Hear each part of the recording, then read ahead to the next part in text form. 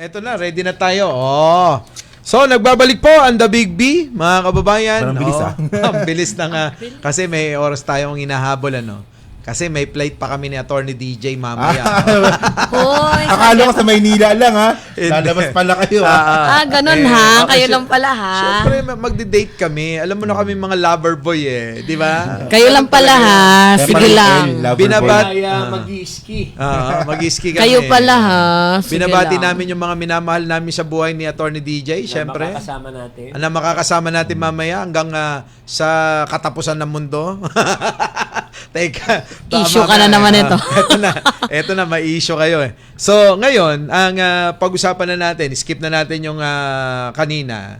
Dito nga, no, sa sinasabi ni Takero kanina, kung ano ba talaga ang mangyayari at kapalaran ni Digong sa Dahig. Tsaka ni Bato. At ni Bato. Kasi si Bato hanggang ngayon, attorney, nagtatago pa rin. Ito nga kasi, sa bagay, politiko naman si Bato, no? Na hindi mo pwedeng panghawakan yung sinasabi. Lalong-lalo na kapag ka nasa kampo ni Duterte, wag mong panghahawakan yung sinasabi niyan. Maiiba eh. Tingnan mo si Digong lang nung hindi pa siya pinupunta na tinuhuli. Nanghahamon. Alay rito ako, tatadya ko kayo pagka kayo nagpunta rito. Ganon, ano? Pero nung nahuli na, biglang nag-iba. Nagkasakit pa nga eh. Nagkasakit na, oo. Ang dami ng drama. Hindi na nga. Naging ulyanin na. Nagkaroon ng oxygen na hindi naman nakasaksak. Di ba? Mahaba na yung buhok niya ngayon. So, ibig sabihin, alam nyo na, kapag ka mga politiko, hindi ko naman sinasabi na parang vlogger din nila. No? Na kapag ka nandyan na ang problema, tulad nung nakaraan na meron pong gumawa ng fake news dun sa paglaban sa droga ni Pangulo na inedit, tapos inimbita ng NBI, abay nag-iiba na yung, nag-iiyak na. Ngayon ang tanong, tama ba, attorney, nitong ganitong sitwasyon na si Bato nagtatago at saka hindi naman siya sigurado kung meron na talagang warrant o ano. Kahit din naman. Ang tingin ko dyan, siya ay naghihintay lamang kung ano ang magiging resolution ng Korte Suprema doon sa kaso ni Digong. Kasi magiging relevant siya pagka sinabi ng Korte Suprema na una, pwedeng sabihin ng Korte Suprema, taking into account yung pagiging architect ng foreign policy ng Pangulo, meron siyang karapatan na isurrender ang dating Pangulo sa Dahig pursuant dun sa red notice na ipinadala ng Interpol. Applying yung principle nga na architect ng foreign policy at tingin niya dapat sumunod tayo. Pwedeng ganon. Pero pwede rin sabihin ng Korte Suprema sandali. Other way around, no? Tanging local court lamang ang pwedeng magpa-aresto. At mga Tumusig ganitong yun. kaso, although sinasabi ng batas na pwedeng isurrender o i-extradite, by analogy, dapat i-apply yung extradition law o yung PD 1069 kung saan pag may inisyu na warrant ang isang foreign state o ang isang international tribunal, idadaan ka sa local court, hihingi ka ng warrant. Pero yun ay confidential pa nga. Ang DOJ at ang DFA, hand in hand, hihingi sa korte na, ito po, pinapa-aresto si so-and-so sa kasong human trafficking o kung ano man. O, mag-issue po kayo ng warrant para mapadala namin sa abroad. At normally, ang local court, kagaya ng kaso ni Mark Jimenez, nag-i-issue ng warrant, tapos aarestuin yung tao. Ngayon, pag inaresto yung tao, may mga cases na pwede rin siya mag-bail habang binibistahan yung kanyang kaso. At doon sa pagbibista, doon na titignan ng korte, valid ba itong warrant? May violation ba ito doon sa mga dual criminality principle na ito ba'y political lamang or what? At pag sinabi ng korte na oo, dapat i-surrender siya. Doon pa lang dadaan yung proseso na isusurrender. Kaya pag sinabi ng Korte Suprema na lumabag sa kaso ng dating Pangulo dahil dapat yan ay dumaan sa local court, yun ay magiging basihan ni Bato na lumabas. Senator Bato na lumabas dahil alam niya hindi kagad sa kanya mangyayari yung nangyari sa dating Pangulo. Ah, Kaya iniintay niya yun. So kaya pala nakailang file na rin. Alam mo ba nakaraming file na po sila sa Supreme File Court sila eh. ng motion for early resolution. Dahil nga may isang school of thought na sinasabi na hindi irrelevant na o moot and academic na dahil nadala na eh.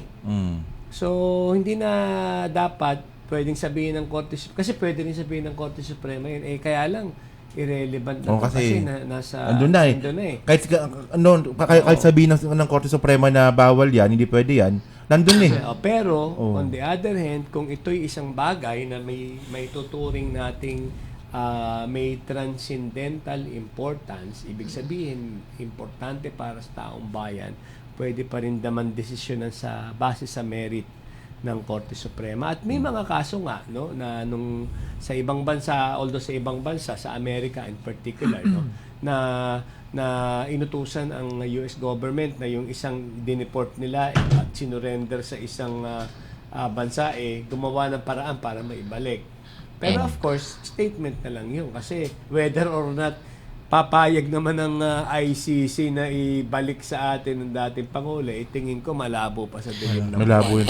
Ako, kahit na si Sara, kahit na Duterte pa maging presidente ata siguro, mukhang hindi pa rin ata iba kaya. may sarili kasing jurisdiction. Yung ang way out na lang ni Digong ay kung siya ay either mapawalang visa o kaya kung ang sentensya na ibigay sa kanya mababa lang. Kung maabutin pa niya. So ngayon, yung sinabi ni Sara na jailbreak yan, pwede. ngayon naiintindihan ko na kung bakit si Bato ay nagtatago. ano kasi, 'di ba, Boss Mike, itong si Senator Ronald Bato de la Rosa, wala pa nga confirmation na merong warrant sa kanya. Posible ba 'yon, attorney, na tanggalin na lang siya bilang senador ng bansang Pilipinas? Total din naman siya pumapasok. Kung papailan siguro siya ng kaso ng ethics. Ethics yan eh. Senador ethics yan. Pwede siyang i-remove.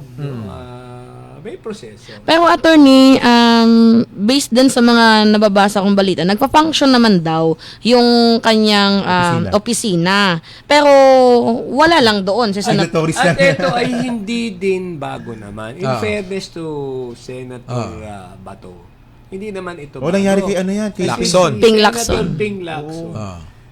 Nung nagkaroon siya ng kaso sa Kuratong Baleleng at naging pending sa Korte Suprema, hindi alam kung i-reverse or what, nagtago, pumunta siya sa ibang bansa for a while. Tapos nung nabago yung constitution lumabas ng bigla. Supreme Court at sinabi na hindi, prescribe na yung kaso. Kasi ang nangyari kay Senator Ping Lacson. Nakasuhan siya ng Kuratong Baleleng. And then dinismiss yun provisionally. Yung sinasabing provisionally, parang temporarily dismissed dahil parang hindi na interesadong ituloy.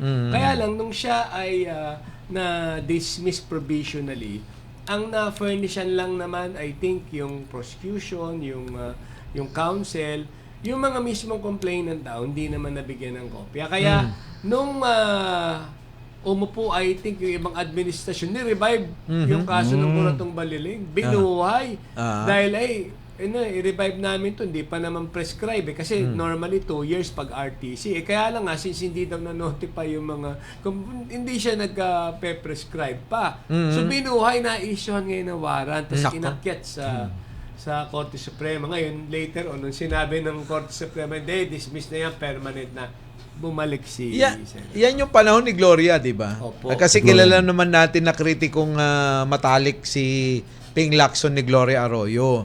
Kaya yan ang problema kapag ikaw ay kritiko ng Pangulo. Maswerte nga ngayon yung mga yung mga katulad nila Sara Duterte.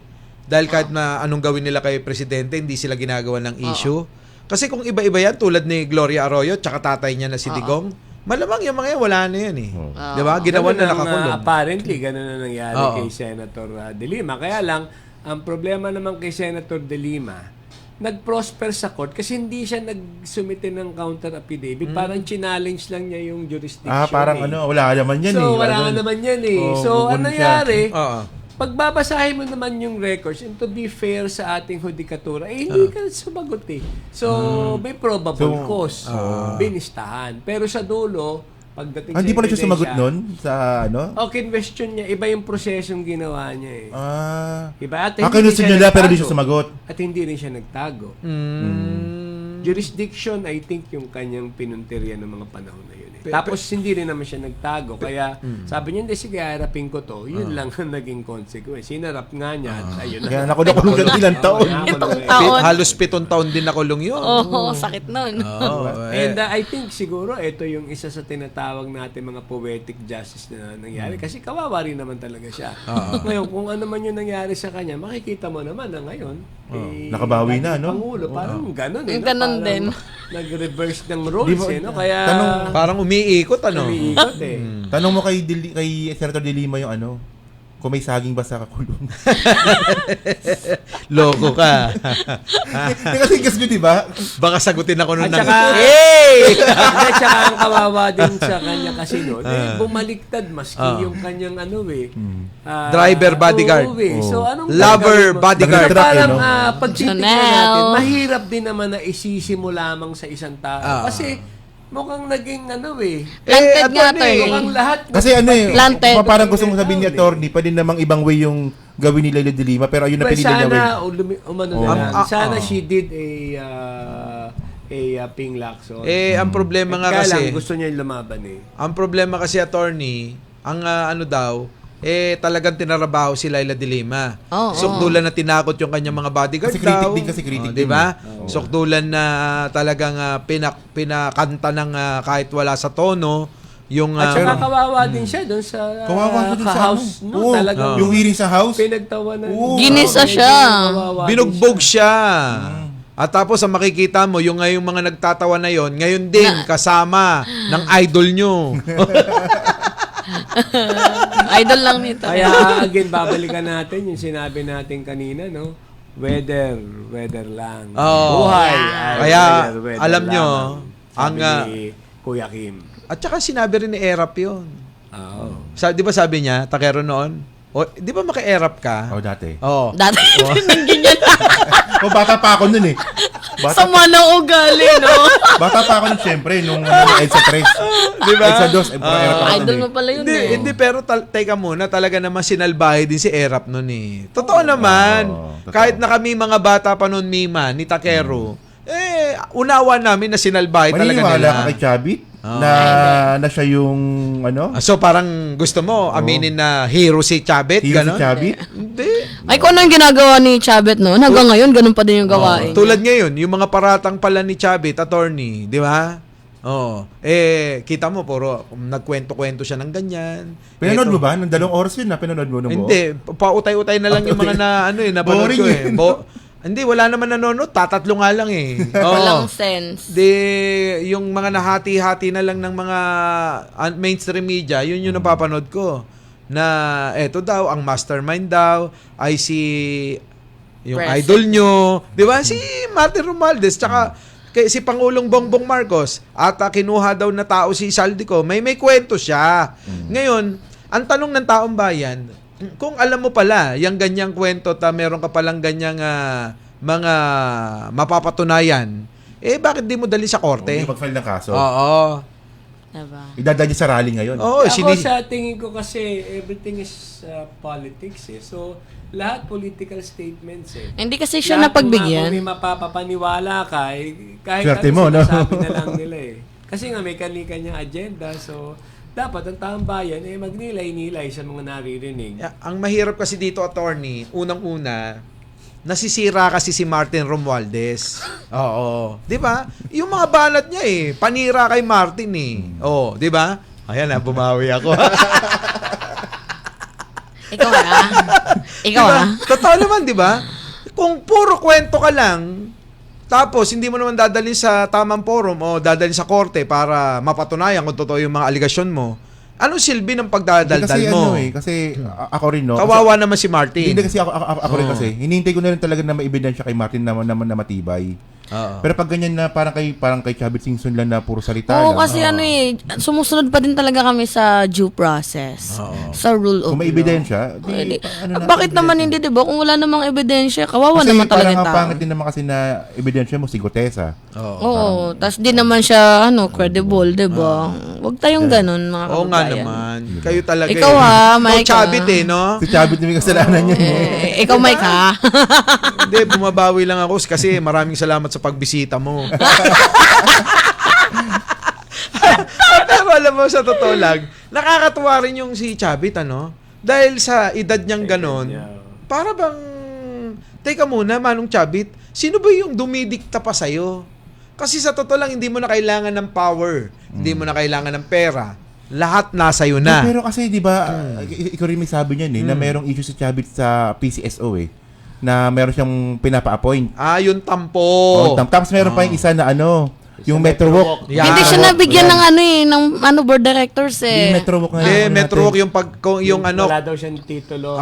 yung issue na Di ba kay Pinoy pa ba yun? Hindi. Kay Pinoy pa ba yun yung issue niya na yun na hindi napirmahan?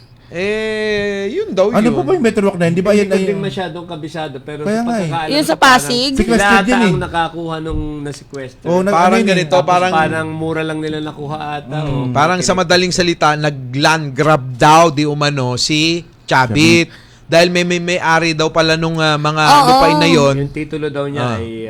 Sequestered yun pagkakalam po ng Gusto ano eh. niyang ipangalan sa Louis Chavez Singson ba yun? Paperma, ganyan. Ewan ko, basta kami ni DJ happy na kami sa mga Hindi kasi, meron hindi tayo. kasi ganito, attorney, parang sobrang salbayas naman ang ginagawa ni Lolo Nyo Chavit, 'di ba? Na tanda ka ni.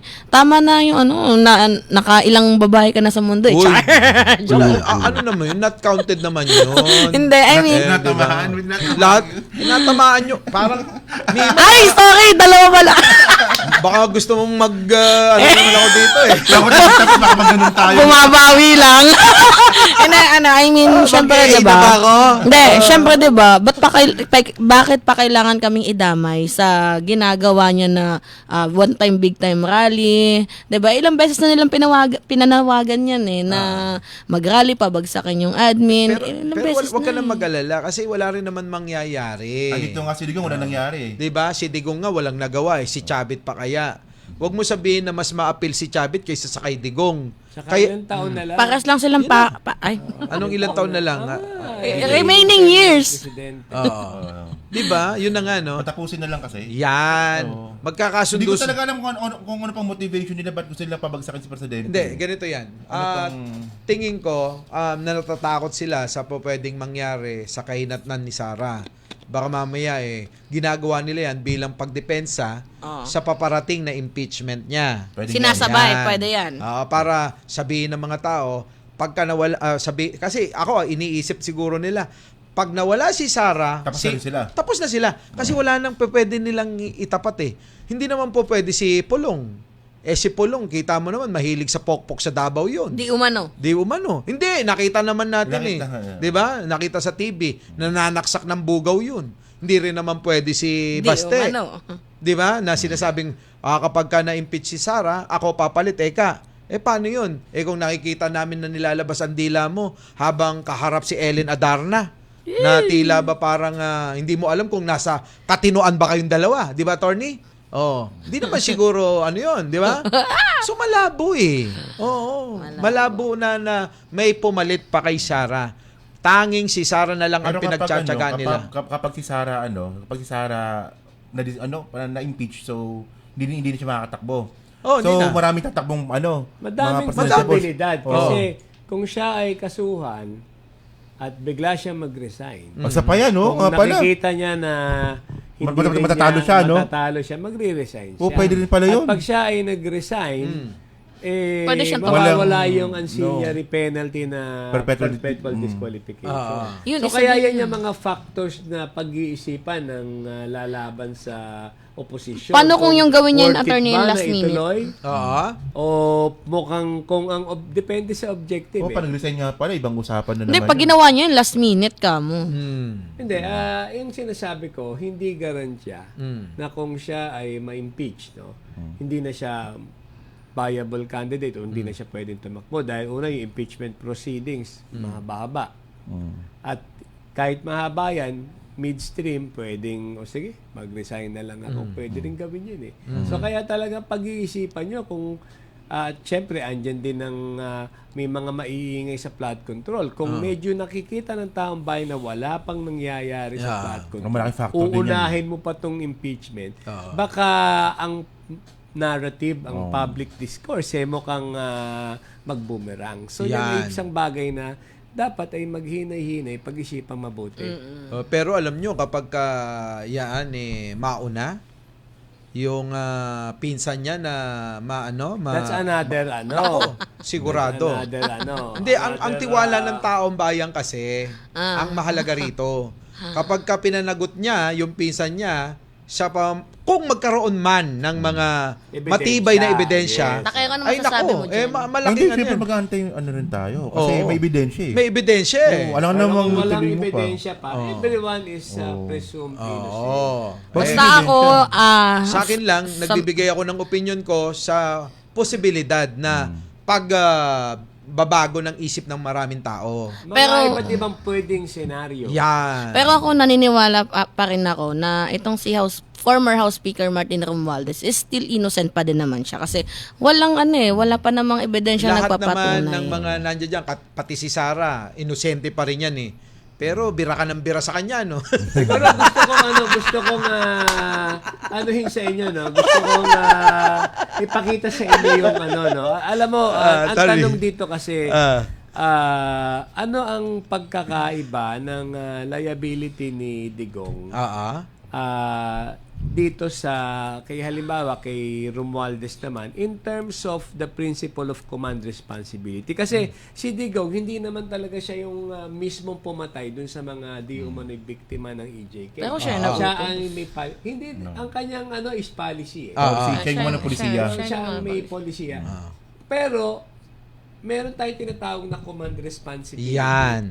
Na since ikaw ang may polisiya niyan at ito madaming namatay, yun ang nagiging basihan ng ICC kung bakit siya pinananagot. Dahil meron kang command responsibility niya. Walang pinagkaiba yan doon sa mga biktima ng Holocaust. Ewan ko kung familiar pa kayo doon. Kay pero Hitler. Nung panahon ni Hitler, madami namatay na talagang ang nagpapatay naman yung nasa mababa pero pinanagot yung mga nasa itaas on the basis of command responsibility. At dito nagsimula na pagdating sa war crimes, pagdating sa international law, merong principle of command responsibility. Nako. Kahit hindi ikaw mismo ang may kasalanan. Parang pero si yan Martin. ay international law. Ngayon, dito kay Speaker, Ayan na. kay Speaker, Oy, dahan-dahan kung kayo. titignan natin, hindi lang si Speaker, Oo. pati si Senate President. Tama. Sila yung may Yan, si Senate command- President. Yan. Sila yung may command responsibility sa budget. Tama? Tama. Kumbaga, sila yung namumuno eh. Correct. Ang tanong, bakit Nagkaganon? since meron silang command responsibility, kung nilusta yung pera, hindi ba dapat managot din sila? Ang doon nagkakaiba kasi sa local law po natin, ang command responsibilities pagdating sa criminal cases ay hindi umuobra kaagad-agad. Maliban na lang kung may ebidensya na ikaw bilang head ay talaga naman nakinabang. May mga doktrina tayo, yung tinatawag na Arias Doctrine nung araw, no? Na pagka ikay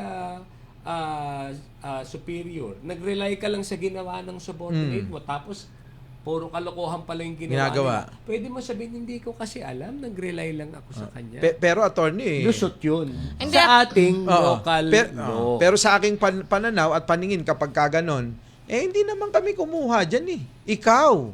So pananagutan mo pa rin bilang ikaw ang head dyan, na kinuha mo yung mga taong yan, tulad ni Saldico, bakit mo kinuha at nagkaganyan? Pero yun nga, May kasalanan ka dyan. command responsibility Yun. meron, pero administrative lamang. Admin yun. Hindi Magiging admin criminal. case yun eh. Dahil hindi kagaya ng International Criminal Court na even ang command responsibility sa criminal prosecution nag-a-apply. Sa Pilipinas, sa local laws natin, Ayun yung hindi porke pumatay yung tao mo, sabit ka na. Baka kinuha mo siyang gwardya o yung gwardya mo na Marel. Pwede mo sabihin na ikaw ang kumuha sa gwardya, dapat managot ka din So, criminally. parang ganito. Personal ang crime. Kaya malakas ang loob ng dating Pangulo. Ikasuhan niyo ako. Because crime is personal. Yun yung sinasabi. Pero sa local law po, Attorney! doon ho nagkaiba. Sayang, Hindi Doon na mainit eh. Attorney, bilang respeto sa ating mga bisita at mahal na mahal ko yan. Oo. Talagang, hintayin na lang natin kung ano mangyayari sa mga parating. Shoutout pala kay biyahe ni Kuya. Shoutout, Attorney, huling Maraming salamat sa pag-imbita. Sana po may naitulong tayong Ay, sobrang laki, Marami attorney. Attorney, sa mga susunod na panahon, sana'y lagi ka nandyan. At alam ko naman na pinagagawan ka ng mga network sa mga ganitong mga usapin pagdating sa mga usaping legal. Napapanood kita sa kahit saang platform ng mainstream media. Minsan, Opo, wala na silang ma-interview. At Mima, ano masasabi mo sa unang salang mo dito sa Radyo Pilipinas? Hot seat. Anong hot seat? Uy, Mainit. biro lang yun. Ikaw naman. Hindi ka na nasanay dito sa PISA kung hindi kami nag-iiwanan yan. Wala. Ano, Insan? Ano masasabi mo? Hindi, sa atin na lang. Masaya. Masaya. Hindi. Ayan ka na naman. Naninibago ako sa'yo. Mula nung gumanda pakiramdam mo, hindi mo na binabati yung pamilya mo. Hindi, binati ko last week eh. Hindi, syempre, wala tuloy ako. Kasi tayo mga vlogger kasi minsan may iba-iba tayong opinion. Pero para sa akin kasi mas importante pa rin yung pagkakaibigan natin. Ako, kahit magkaiba tayo ng opinion, Takero, sa lahat ng bagay. Kahit, Lahat ng bagay na, grabe naman away. hindi, kahit magkaiba tayo ng opinion, ikaw pa din yung pinaka-the best tatay na nakilala ko. Anyway, Para naman kay Boss Mike, ikaw yung pinaka-the best na kaibigan sa lahat. Syempre naman. Walang masamang tinapay sa atin. Alam naman, ang lahat Yeah. yan. Di ba? Kaya, Ewan ko lang kay Koy. Mga kababayan, Maraming salamat ulit. Tsaka sa mga followers nyo naman. Ay, teka imbitahan nga nyo muna. I-follow yung aking FB page na The Pinoy Street Lawyer. Lawyer. Mga kababayan. Tayo po'y nagbibigay ng libreng advice sa mga marginalized pag may Yan. pagkakataon at nagpapaliwanag ng mga komplikadong batas. Yan, sa mga nais po na makahingi ng libreng advice, abangan nyo po si Attorney DJ. Diyan po yan lagi sa may Antipolo, nagbabike lang yan. So, pag na-tsempuhan nyo, At sa Timberland. Sa Timberland, Yan. At Shout out sa mga siklista. no? yan, Samahan natin dyan. pakipalo na rin po yung kanyang page sa ano yan, Facebook, di ba? Facebook. Oo, at yung kanyang YouTube mo. Nahak ako before nahak ako eh. Dati alam mo ba ang followers niyan, million na. Kaya lang nahak talaga eh. Kaya medyo back to zero. Oo. So mga kababayan ko, Pinoy Street Lawyer, opo, Mima Alicia, comment sa YouTube channel at syempre Takero Miyamoto. At ang inyong lingkod, Mike Cervera po, laging nagsasabing, mahalin natin ang ating kapwa, pagdasal po natin lagi ang ating bansa. Maraming salamat po. Salamat. Thank you po. Thank you. Talakayang may kabuluhan, mga isyu ng bayan, impormasyong dapat nating malaman. The Big V. Tropang hindi dinadaga, nanunupalpal ng kasinungalingan, nagsisiwalat ng katotohanan. Big V. The Big V. Kasama sina Mike Cervera, Takero Miyamoto, Mark Ramos, Sangkay Janjan, Coach Jarrett, Chris Ulo, at Jake Magnus. The Big V. Makakapal ang mukha, matitigas ang dibdib. Galit sa mga magnanakaw sa kaban ng bayan. The Big V. Makipagkulitan, makipagbardagulan, makipagtalastasan. The Big V.